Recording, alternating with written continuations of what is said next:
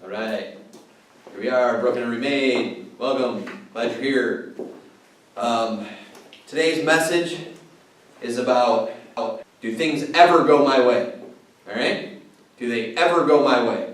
Because the answer to that most of the time for me is no.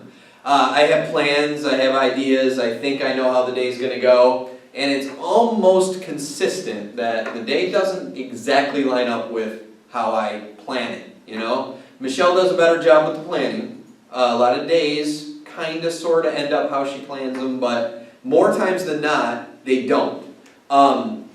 Before I even had this lesson prepared to teach, actually after I had this lesson prepared to teach, that's the correct order of what I'm trying to say, today ended up in just a series of events that just didn't go my way. All right, initially this morning I took my son to school, dropped him off, came back the way I normally come back, and I was like, I always hit the coffee shop before I head into work. It's my habit, it's what I do. So I come down Miller Road, I get to Elms Road, and there's cones all in the road, big fire trucks, I'm seeing flashing lights, and they're waving me the opposite direction I want to go down Elms Road. I want to go left. They're telling me to go right.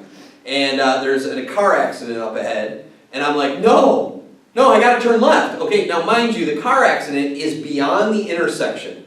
Like beyond the intersection where I need to turn. So I'm like, let me just turn. So like, they're letting traffic from one way on Miller Road turn right onto Elms Road, or they're both turning right, I guess, when you look at the direction. But everyone has to turn right, so if you're coming this way, you have to turn that way. If you come this way, so it's the opposite. So I'm like, I look at him, and I'm kind of like, all right, maybe he'll let me. So I turn my turn signal on and kind of scoot over to the left of the cones and look at the firefighter that's directing traffic. And I'm like, there's a gap, like there is an opening. I should be able to go. I want my coffee. I just want my coffee. It's my normal routine. In fact, I'm even off caffeine right now. I haven't had caffeine for like 12, 13 days. I just want my coffee. Like, I don't even care that it's not even caffeine. I have a habit of drinking it. So I'm like waiting, and he looks at me and goes, and waves me the other way. And I'm like, oh! So I turn.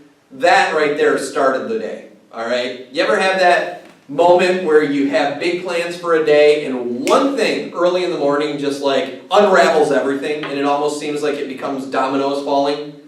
That's how my day ended up the rest of the day because of this coffee. All right, just I'm telling you. So I end up at work, and I'm thinking to myself, I want a calm day today, because yesterday I had a big problem. I work on computers where I work, and a system went down, and I had to come up with this crazy fix that didn't make sense, but it worked. And by the end of the day, it took me till like 3 o'clock in the afternoon to figure it out. I had to run around and fix everybody's computers, and it was very stressful. And that day I had plans. So today I'm like, well, yesterday was the worst it could get, so we're good. I sit down, and all of a sudden the help desk tickets go, and there's a bunch of tickets about a system we use being down. Has nothing to do with the system I fixed yesterday. I'm like, are you kidding? So I run around, I have to run to everybody's computers and fix another system, and it unravels my day. I'm like, you just gotta be kidding me, you know? Stressing out about it. So I'm like, all right. So I'm working on my lesson, I'm praying about it, I'm reading it. So then I go from work to go pick Timothy up, and I drive to the house he's staying at. There's a family friend helping to pick him up and bring him to their house. So I pull in, and it's right next door to the coffee shop I love. All right, so I'm like, okay, now I can get my coffee. This is good. I got Michelle's order, what she's going to get. Tim got a drink. I got a drink. I walk in. I pick Tim up. We walk over to the coffee shop. I walk in, and we order our drinks. Everything's going well. I'm sitting at a table across from Tim, and all of a sudden the gentleman that makes our drinks says, you just want to wait for Michelle to get here before I make her drink? That's what I'll do. I'll just wait. And I'm like, no, I got to have them because we got to go to the church because we have a ministry tonight. Hi, this is the ministry. Okay, so as we're waiting for the drink, Tim and I are talking, and all of a sudden we hear whoosh, and I look up, and all we see is a big cloud of steam where the guy's making drinks, okay?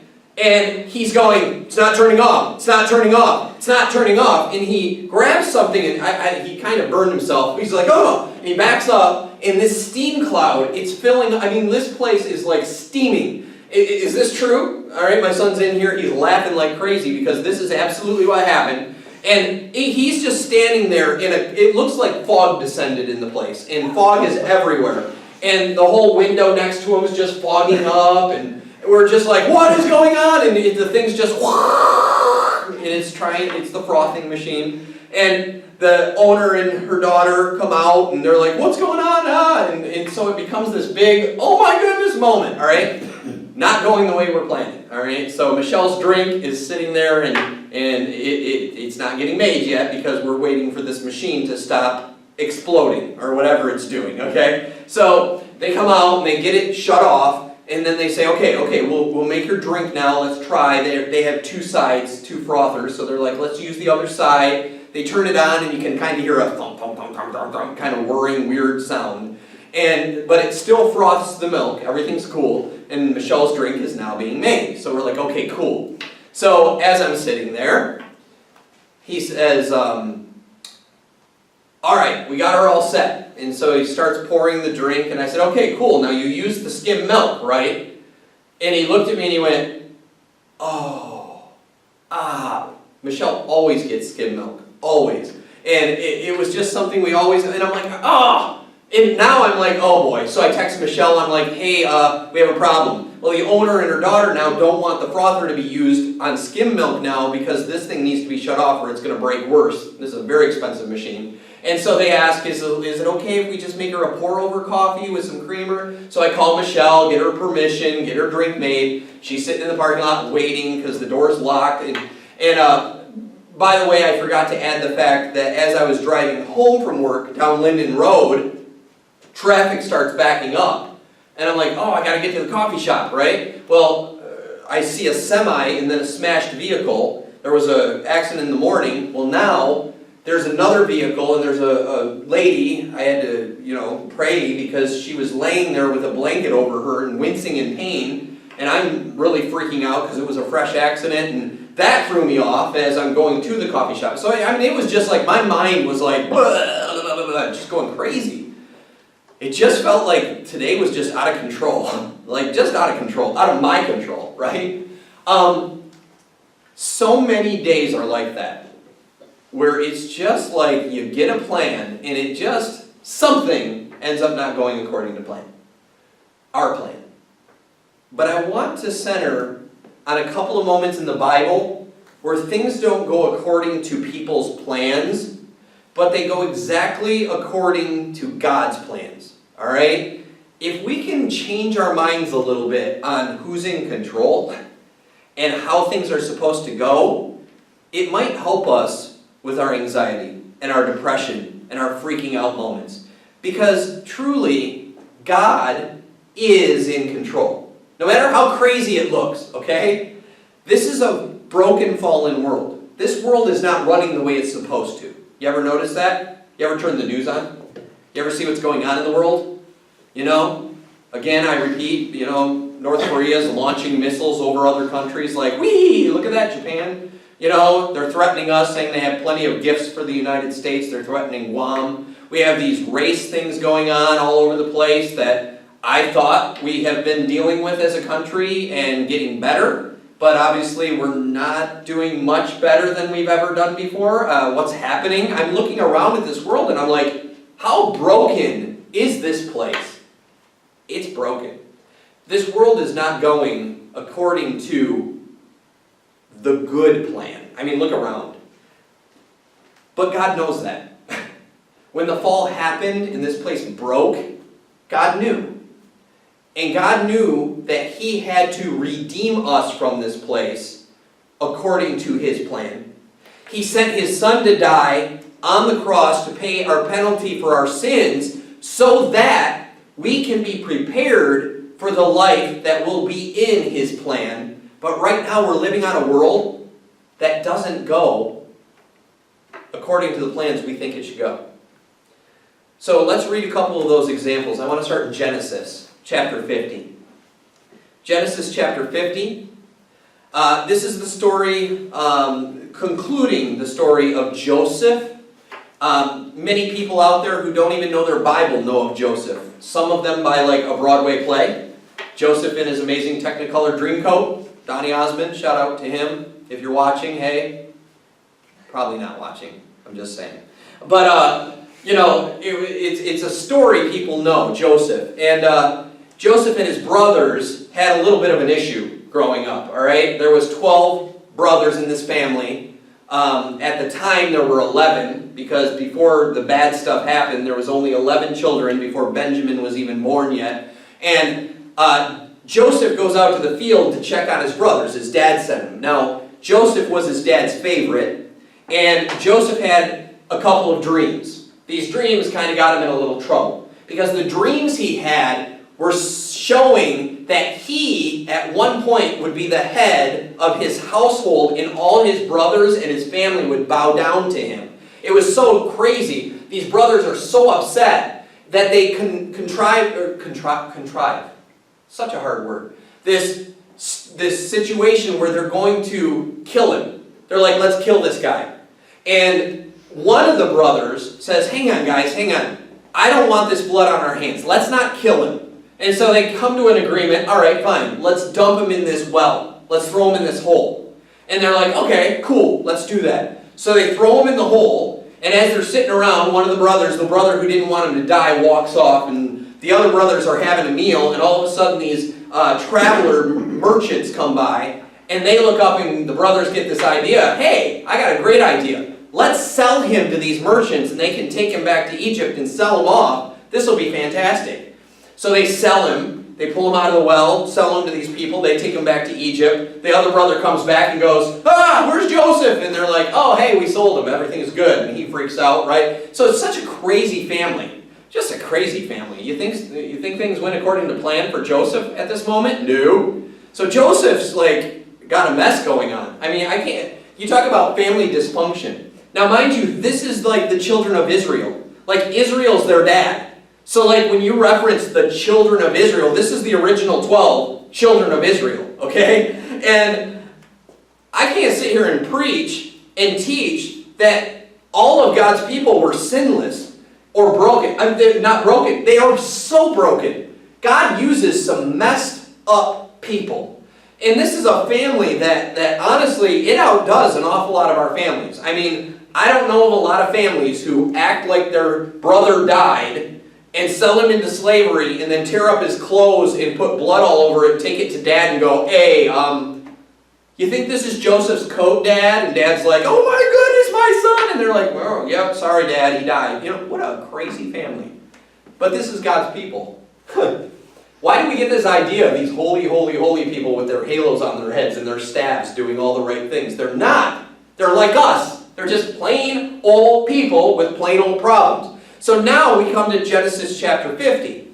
Now, all the brothers are reunited now. They're in Egypt. Everything's cool. Their dad is about to die. Jacob, Israel, they renamed him, or God renamed him. And so Joseph's dad, Jacob, dies. Now, they're about to journey together back to the old land where they grew up, because they made a promise to Jacob that they'd bury him in the land of his promise versus Egypt. And so after that, here's what happens with the brothers. Now the brothers and Joseph are cool now, because Joseph brought them to the land of Egypt, set them up with a place to stay, gave them a whole bunch of land, the land of Goshen, and everything was wonderful. And the brothers now, they're such losers. I mean, really, these children of Israel are such losers. Because look what happens in Genesis 50, verse 15. Now things have already gotten cool, right, between the brothers. So here we go. So when Joseph's brother saw that their father was dead, this is verse 15 in chapter 50, they said, it may be that Joseph will hate us and pay us back for all the evil that we did to him. So they're thinking, oh my goodness, Dad's dead. The only reason Joseph isn't killing us is because Dad's alive. Now he's dead. Joseph's going to kill us. Morons. All right, anyway. Verse 16. So they sent a message to Joseph saying, hey, your father gave this command before he died. Say to Joseph, please forgive the transgression of your brothers and their sin, because they did evil to you. And now please forgive the transgression of the servants of the God of your father. Joseph wept when they spoke to him. You know, Jacob, their dad, never said this. They're a bunch of liars. Jacob never brought them together and said, all right, boys, now listen, I'm about to die. I think Joseph's going to kill you. I think you should go talk to him and ask for forgiveness. Jacob could have said that himself before he died, because they had a time at the deathbed where he blessed everybody and talked to everybody. So they come to Jacob. It's a complete lie.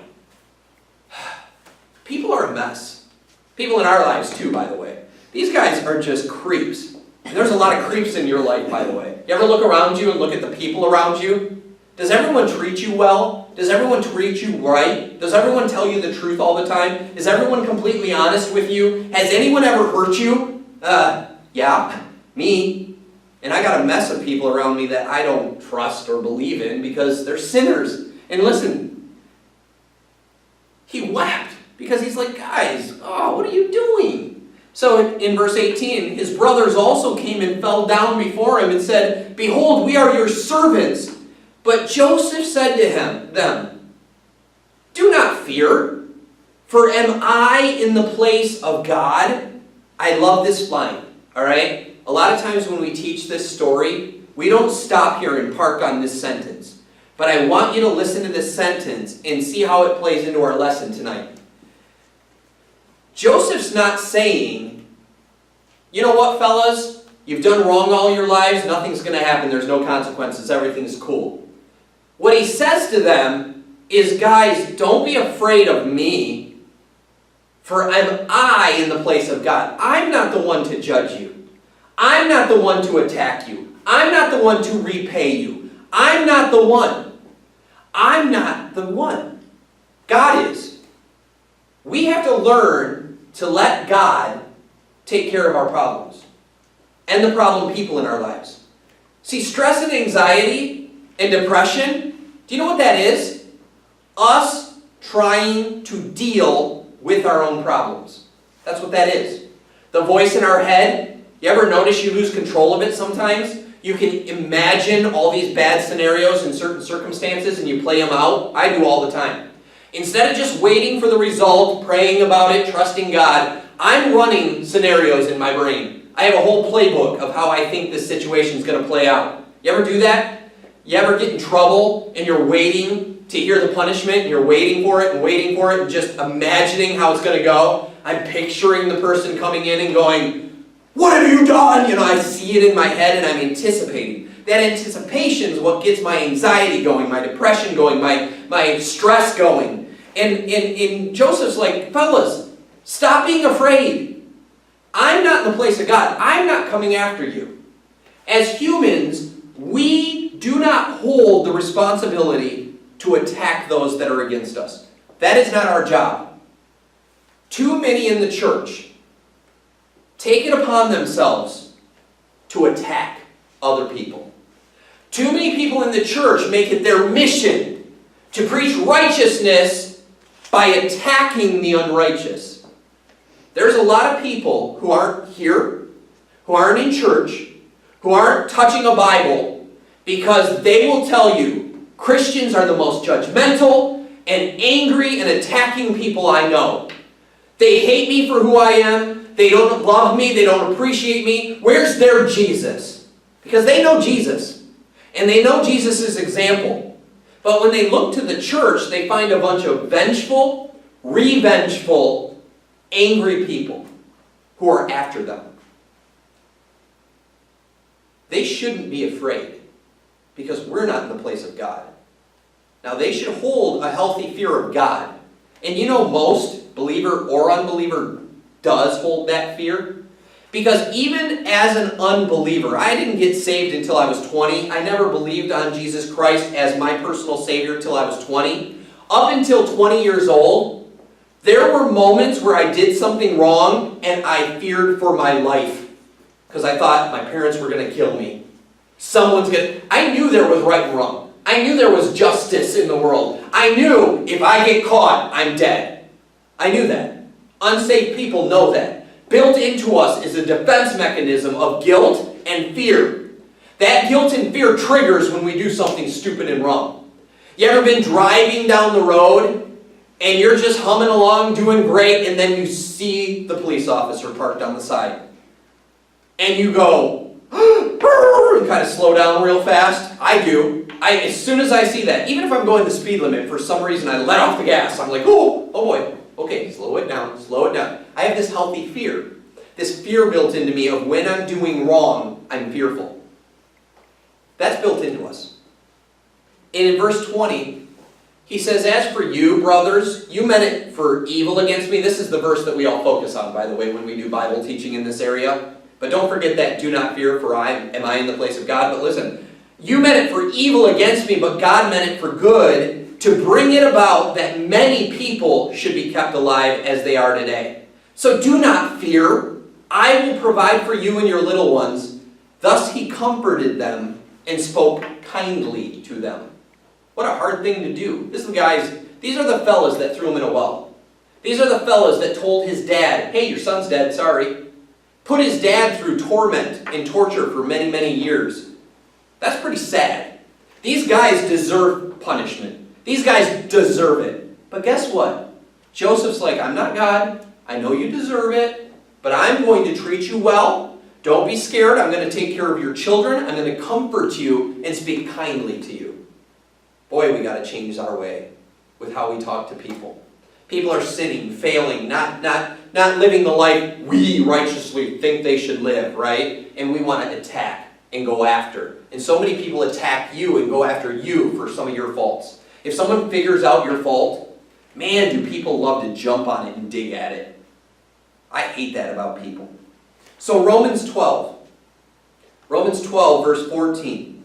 Listen to this. This kind of summarizes how we're supposed to handle these people that are against us. The way Joseph's brothers should have been handled in our minds humanly is we should have just destroyed them. But here's how God wants us to handle our problems and the people and the things that don't go our way. Ready? So, verse 14 in chapter 12 of Romans, bless those who persecute you. Bless and do not curse them. You know, if anyone's against me at all, I should bless them. I should pray for them. I should, bless there. Bless means like happy. I should make sure I do everything I can to make them happy, to enjoy their lives. I should give them blessings. I should help them, assist them, love them. These are the people that are persecuting me and cursing me. It says, rejoice with those who rejoice. So if someone comes to you with some great news, you should be happy for them. Yes, I'm so excited for you. And then weep with those who weep. Comfort those who come to you in a crisis. It says, live in harmony with one another. Boy, are we missing harmony right now in this world. We have sides that we've picked. So many Christians draw lines in the sand and say, that's you, this is us, we're at war. Jesus is the only one with the right to battle our war. We have put in our heads that we're in a fight, and it's our job to attack and fight and batter and beat. But it says here, live in harmony with one another. You know who I hear preaching harmony the most right now? Unbelievers. You know who I hear talking about let's bring world peace? Liberals. Although there are some groups out there now on both sides that are drawing a line in the sand and attacking each other. But so many times us church people think we're fighting for righteousness and we're fighting our war for God. But it says live in harmony with one another. Do not be haughty, but associate with the lowly. Don't act like you're some kind of king. You're some kind of a monarch over top of all the serfs in your land, that you're better than anyone else. Because you are just as broken and messy as anyone is. you only have a Savior if you're a Christian. You've just accepted Christ. He's taken you as you are. It has nothing to do with you being better than anyone else. Nothing. Don't be haughty and built up, thinking you should be wearing kingly robes, sitting on a throne now. Too many church people do that. It says here, but associate with the lowly. Like, hang out with people who have problems. Hang out with people who are struggling. Be with them. Do you know that's one of the things that Jesus got, called out on so many times in his life? That he hung out with lowly people. You're with the tax collectors. You're with the sinners. You went to that party, Jesus, and you hung out and reclined at table with a group of sinners. What are you doing? We're the high and mighty church people, the Pharisees and Sadducees, the Sanhedrin, the big boys in religious faith. You should be hanging out with us and get away from that slimy dirtball stuff that's out there. But you know where Jesus was? With the lowly. He didn't come as king. He came as a lowly person who was God in the flesh to show sinners the way of his love and peace. That's awesome. That is so awesome. And it says here, never be wise in your own sight. Oh, we got to fix that. See, because we think we got it all together. This is the whole, it doesn't always go our way. There are some people out there who fool themselves into thinking they're in full control and everything's going exactly how they want it. Just wait. It will fall apart. You think you got it all together? You better be careful. Never be wise in your own sight. It says, repay no one evil for evil, but give thought to do what is honorable in the sight of all people. All. That doesn't just say believers. That doesn't signify your own race. That doesn't signify your own country. That talks about all people. Do what's honorable and treat them well. Don't repay evil with evil. And listen to this. Oh, this verse. If possible, if it's even possible, listen. So far as it depends on you, live peaceably with all. We are all in the same boat. All of us have our days not go according to plan. We are in the same boat. We're on the same broken earth. Believers, unbelievers. We should do everything that we possibly can to live peaceably with all. Anybody here know any Christian people who seem like they don't want peace with anybody? I know I do. They don't want peace. They're at war. They gotta fight. They gotta point at the sinners and say, you are going to hell. I know some Christians like that. A lot of them. A lot of them. And you know what?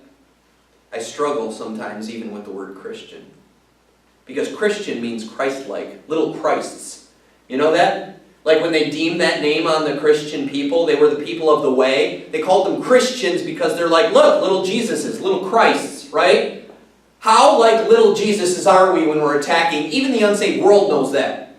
Why aren't they ever like their Jesus they talk about? Beloved, never avenge yourself. Ever. But leave it to the wrath of God. For it is written, vengeance is mine, I will repay, says the Lord. To the contrary, if your enemy's hungry, feed him. If he's thirsty, give him something to drink. For by doing so, you will heap burning coals on his head. Do not overcome by evil, but overcome evil with good. Christians, wake up. Wake up. The unsaved world is doing a better job than us at showing the world love. These organizations out there that are not based on Christian principles and stuff reach out as much as they can to contribute and give charity. And there are some good Christian organizations, a lot of them, by the way. I'm not saying we're alone in this, who get overblown about this kind of stuff. You don't see an awful lot of this kind of heart. We're in the same boat.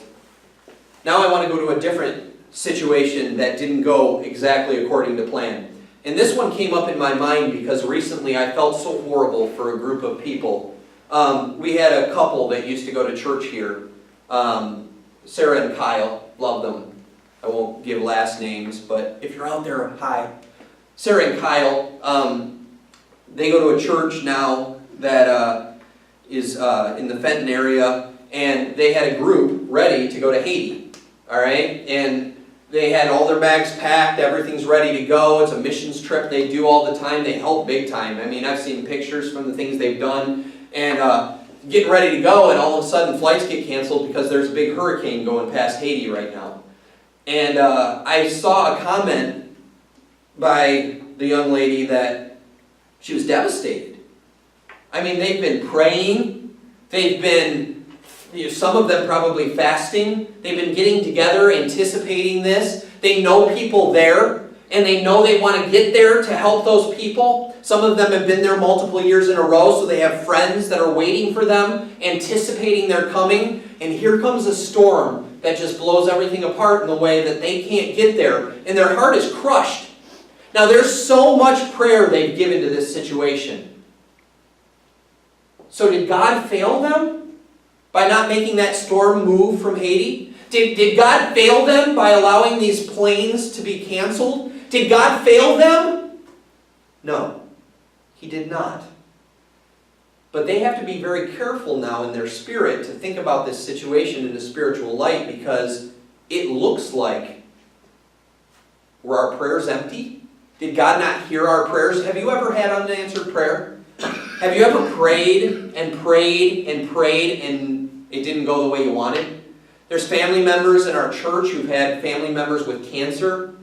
And as a church body, we've prayed and prayed and prayed. Why is it as a collective body, when we come together in prayer, God says, I'll answer your prayers, does He not instantly heal the cancer out of their body? Sometimes God allows situations to continue down the opposite path of our prayers. That hurts. But we have to look at the way to deal with that. Because on this earth, things don't always go the way we want them to. Even according to our prayers. You know, you can't pray for anything you want and just have it. All of us would be driving supercars.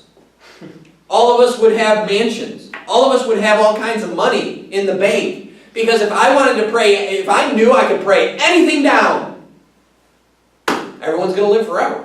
In my family, dear Lord, don't ever let so-and-so die. Okay, they never die. Dear Lord, give me millions of dollars. Okay, I have millions of dollars. I don't ever have to work again. There'd be no working force. We'd have no food to eat. We'd have nothing, because everyone would just pray themselves out of jobs because we could just have anything we want. Wish the world worked that way, but it doesn't. So what I'm saying, though, is don't get discouraged by unanswered prayer, because oftentimes in the opposite answer, you receive God's answer. It's really interesting how that works. 1 Thessalonians chapter 2 is where I'm going, and chapter 3. But starting in 1 Thessalonians chapter 2, verse 17, we're going to look at a situation where it was very similar to this hurricane situation where people wanted to get to Haiti to help them. We have Paul. And Paul wants so badly to go to Thessalonica, to go to this church and see these people. He's heard about them. He was there before. He taught them. He loves them. He cares for them. He's praying, God, get me there. I want to be there. Look at what happens in 1 Thessalonians chapter 2, verse 17. But since, in verse 17 it says, but since we were torn away from you, brothers, for a short time, in person but not in heart, we endeavored the more eagerly and with great desire to see you face to face. See, Paul and them, they had to run out of town. When they were in Thessalonica, all this stuff happened, stuff started going down. It was time to get out of town. And so they have to go, and they were ripped from there bodily, but their heart still was there. They're like, we don't want to leave these people. We still want to be with these people. And Paul gets torn away for a short time, and it says, in person, not in the heart, we endeavored the more eagerly and with great desire to see you face to face. I want to get back there. I'm sure this is how the people from Haiti feel, and the people who want to travel there. And here it is in verse 18. Because we wanted to come to you. I, Paul, again and again. See, day after day after day, Paul's praying for these people. Day after day after day, he's desiring to go back. But look at the next phrase. But Satan hindered us. Wow. Paul, the great Paul, the one who wrote most of our New Testament book in letters, that great Christian, he was in shipwrecks, he was at beatings, he was left for dead multiple times, but he continued to serve God, saw thousands of people come to Christ. They were all Gentile, non-Jew people, so he opened the whole way of Christ to the Gentiles who never were a part of God's people. This is a great, great Christian man of God. This man should have the power to pray down anything he wants. Anything. Again and again and again it says he prayed, but listen who hindered him. Satan. Satan hindered Paul. Even Paul. Even the great mighty Christian Paul. You know, Satan and his demons and the principalities and powers of the air, there are spiritual forces working against us. Do you know that? You ever feel like you're just in the darkness and feeling like you're being attacked by something? You just feel like you're being attacked, like it's driving you into depression. You're hearing the voice in your head saying you're worthless, you're terrible, you're a mess, something's wrong with you. You know, there are times when it's not just your voice, it's being led by a demonic spiritual influence who's trying to tear you apart. I can't deny that. It's so easy to ignore demonic things and spiritual things. We get kind of antsy around it, like, oh, I don't really want to talk about it, right? I don't want to talk about the fact that there could be like spiritual entities, demons. There could be these evil creatures that are against me. There could be this evil Satan. A lot of times we try to brush that off. A lot of us like to just ignore our problems until they go away. Maybe they will. That's why one of the first instincts when you're having depression or anxiety is burying yourself in the blanket as if like that darkness is going to take away all the pain. That's why we fill ourselves with alcohol or drugs thinking if I just cloud this over, if I just pretend things are not going as bad as they are, and if I just ignore it and feel good with this substance, then maybe it'll just all go away. It never does. Sometimes we are being hindered by demonic, satanic things. I can't deny that. It's in my Bible. Jesus talked with demons.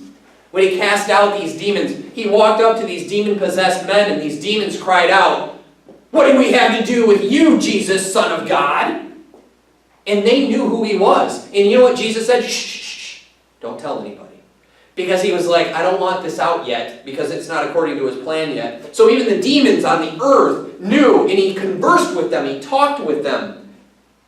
Evil is with us. We can't ignore that.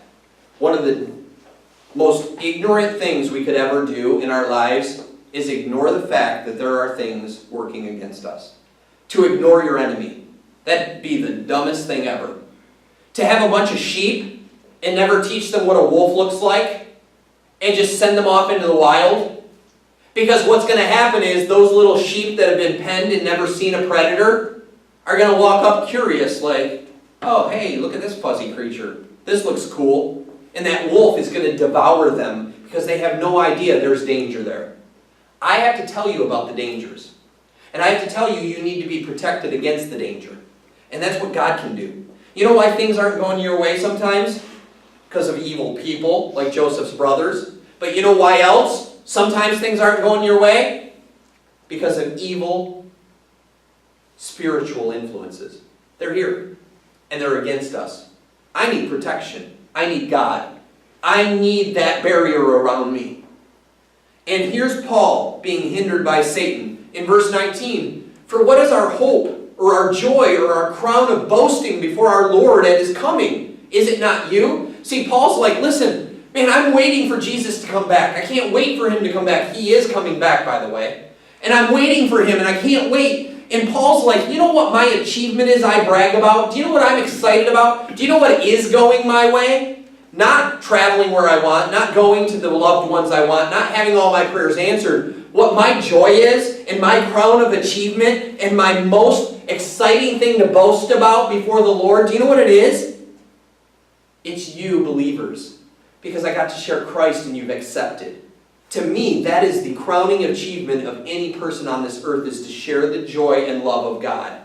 Not attack them, not go after them, but to show them there's a God who loves them, a God who will protect them, a God who will accept them before they change.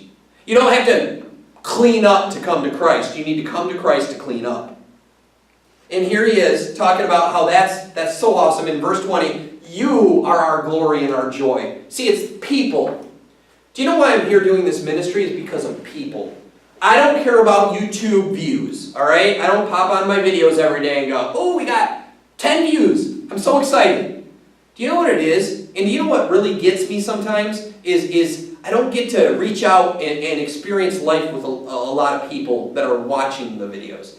It's the people. It's you guys and me. It's all of you. This relationship. Us being able to build each other up. Like when I watch, people come through that door, I get excited to see you. Like I'm thrilled. I can't wait to see people. And if I know someone's possibly coming, I'm out there looking out the window, so excited. Because you know what? That is the only thing that I see going my way.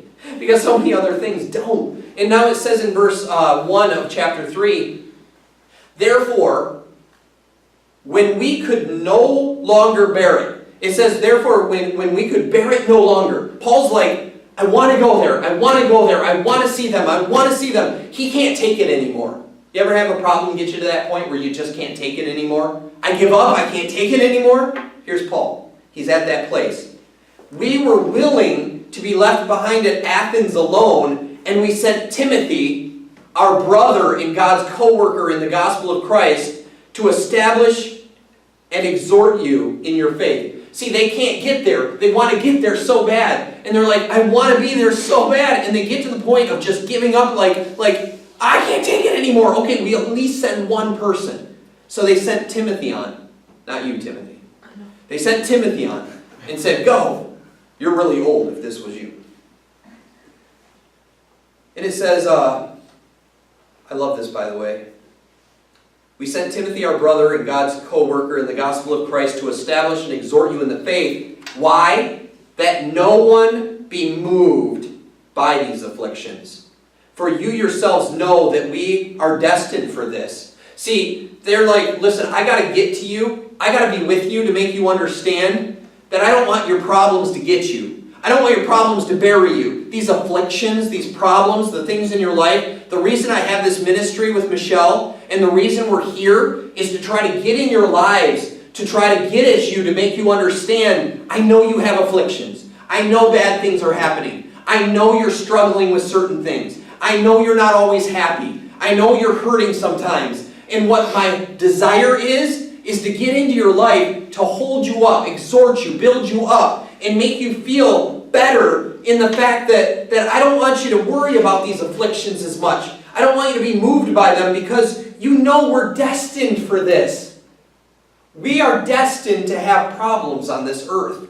It's broken. That's why things aren't going our way. They never will until Christ comes back and sets up His way.